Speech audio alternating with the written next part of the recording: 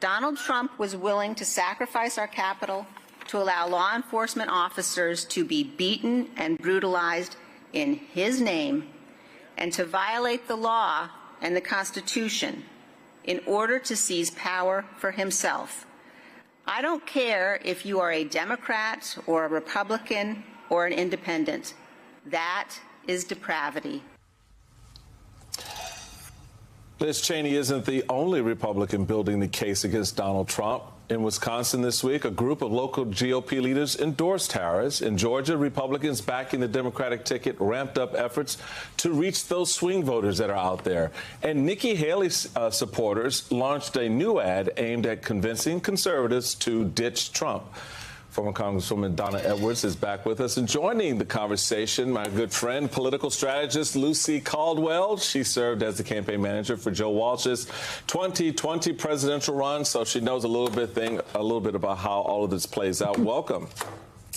So, I mean, just Lucy, thoughts about Liz Cheney joining Vice President Harris on the campaign trail? Obviously, she had already endorsed. We were chatting in the break, and I said to Michael, I said she walked out there like, I'm doing this, but this is it's a big thing. Liz Cheney didn't even vote for Joe Biden in 2020.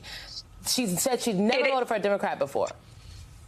It is a very big thing. And it is a big thing when you use this lens. A lot of people were saying on Twitter and elsewhere, if you were abducted and you dropped back down to planet Earth and you saw this screen, right, of Liz Cheney behind the presidential seal giving a speech, what would you think had happened? You would think Liz Cheney has become vice president since I was abducted, right, now that I'm back to planet Earth. You would never imagine Liz Cheney, a person who is from a Republican dynasty, a person who's not just from a family like the Bushes, conservative but crossover folks, the Cheneys. She is here standing arm in arm with Kamala Harris. That is really, really surprising. It's really brave. It's really impressive, and it's really important. It's important because with a little more than 30 days out, we are in permission structure season, right? We are in the season of creating permission structures for people who know fundamentally that there is something deeply wrong with Donald Trump. There is something deeply disturbing with the MAGA movement. There is something deeply troubling about the idea that we could give this wannabe dictator 4 more years. That seeing people like Liz Cheney, seeing themselves in her image is something that between now and Election Day, between now and when they vote, maybe just days or weeks from now, will be in their minds when they make that choice. It is obviously really upset Donald Trump that Liz Cheney has decided to come out and support Kamala Harris in such a public way. Let's pull up this Truth Social. I won't read you all of it. The part that really tickles me is, ever looked at the horrible statements she's made about lying Kamala Harris? It's like, have you ever looked at the statements your own vice presidential running mate has made about you, sir? Shouldn't you know the power of a 180 pivot? But to me, Michael, this just proves the power of Liz Cheney. Yeah, it does. And, I think to the harder question for someone like Liz Cheney to make this statement, my hope is that those voters out there that we were talking about before, who are, I call them intentional voters, they may or may not have the intent to vote, and they may or may not have intention towards a particular candidate. So they're in this space where you can still kind of move them, move them off of not voting into voting. Okay, so now I've moved you into voting. How do I get you to vote for this particular candidate? That's where Liz Cheney, I think, plays a very important role, because that permission structure, which you guys know, I've been harping on that since the very beginning of this campaign season, is important on the Republican side, Congresswoman, so that we have the visual of Liz Cheney and Vice President Harris on the same stage, and Liz Cheney, along with Joe Walsh, along with Adam Kinzinger, along with a whole host of, local Republicans in communities across the battleground states, standing in unison around the idea that Donald Trump is a threat, and this is not about the policy. I mean, Liz made that very important. Oh, my God, I don't agree with anything on the policy side, but this is not the question that's before us. The question is, do we love the country enough to support the country in the face of a man who's told us he wants to be a dictator? And how do you move from partisanship to patriotism? Exactly. Right. Well, when Liz Cheney came into Congress and moved into leadership, I said, oh, my gosh, one day she's going to be Speaker of the House. I could not have been, more wrong. And so I think what Liz Cheney does, one, she gives other Republicans permission, but it's different to hear her lay out the case against Donald Trump than to hear Democrats laying out the case against Donald Trump.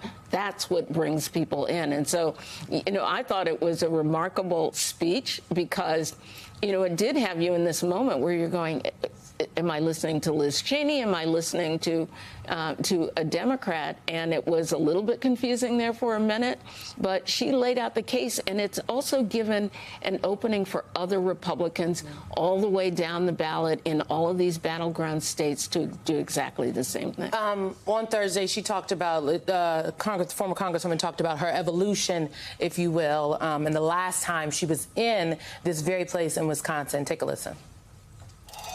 In 1976, when I was 10 years old, and I was sealing envelopes for President Ford's re-election campaign, I cast my first vote ever in 1984 for Ronald Reagan. The last time that I was here campaigning was 20 years ago.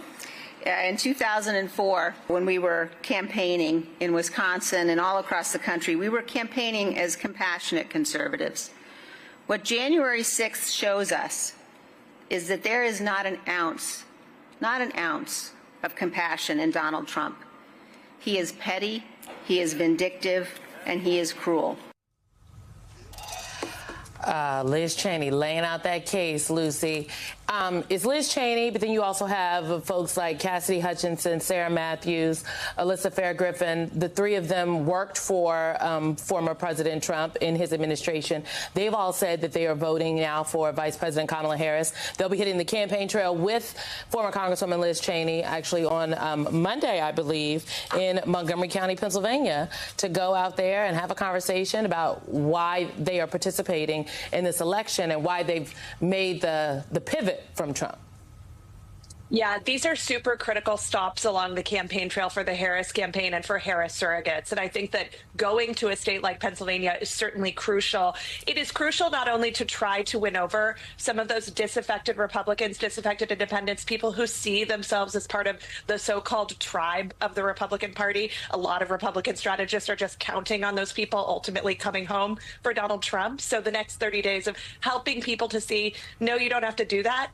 And in fact, it's not only that they don't have to do that, they don't have to necessarily even go pull the lever for Harris. What we really need for them to do is not vote for Trump. So however they wind up on that journey, we hope they become Harris boosters. We hope they tell all of their friends and family, go vote for Kamala. But the most important thing that we can show to these Republicans over the next 30 days, and I think that people like Cassidy Hutchinson, people like my good friend Joe Walsh, people like Adam Kinzinger, Liz Cheney, Jim Greenwood in Pennsylvania, the list goes on and on. They're in every battleground state. It's to say to people in their own communities, you don't have to be a part of this. I'm not a part of this. You know something is wrong with this. We can say no to this together in whatever fashion you want. I'm waiting on John Kelly, Michael. Right, yeah, well, we're waiting on a number of people. I thought it was profoundly important to have this statement made publicly in the birthplace of the Republican Party. And what I find interesting about having the conversation with Liz Cheney there is sort of the transition away from this form of the party. The party was born out of the Whig Party because there was disagreement over slavery. And these Republicans made the case for independence, right? For the independent freedoms of everybody. We're all equal.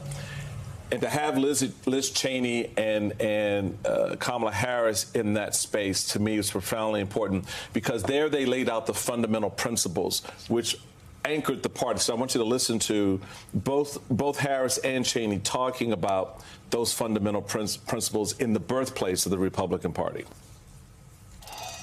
I know the vast majority of us, regardless of your political party, agree we must hold sacred America's fundamental principles, from the rule of law to free and fair elections to the peaceful transfer of power. Vice President Harris has dedicated her life to public service.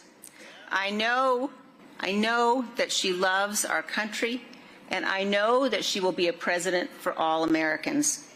As a conservative, as a patriot, as a mother, as someone who reveres our Constitution, I am honored to join her in this urgent cause.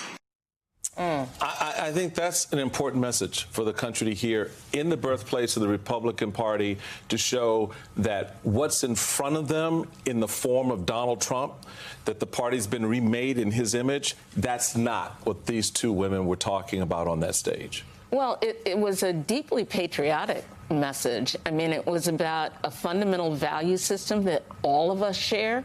And forget the issues that we disagree with. Liz Cheney was laying out, and so was Vice President Harris, this sort of basic, fundamental, upholding the Constitution, the rule of law, our shared values. And then when we've got that as a foundation, we can argue about all the issues. And I think for Liz Cheney, her goal in endorsing Kamala Harris is saying, I want to get to a point where we can debate the issues, but we can't do that if we don't have a country that's where the foundation is one that's shared by all of us. And Donald Trump doesn't share that vision. That's the shared value piece is the core of why this whole crazy experiment we call the United States of America actually works. Former Congresswoman Donna Edwards, Lucy Caldwell, thank you both for kicking us off.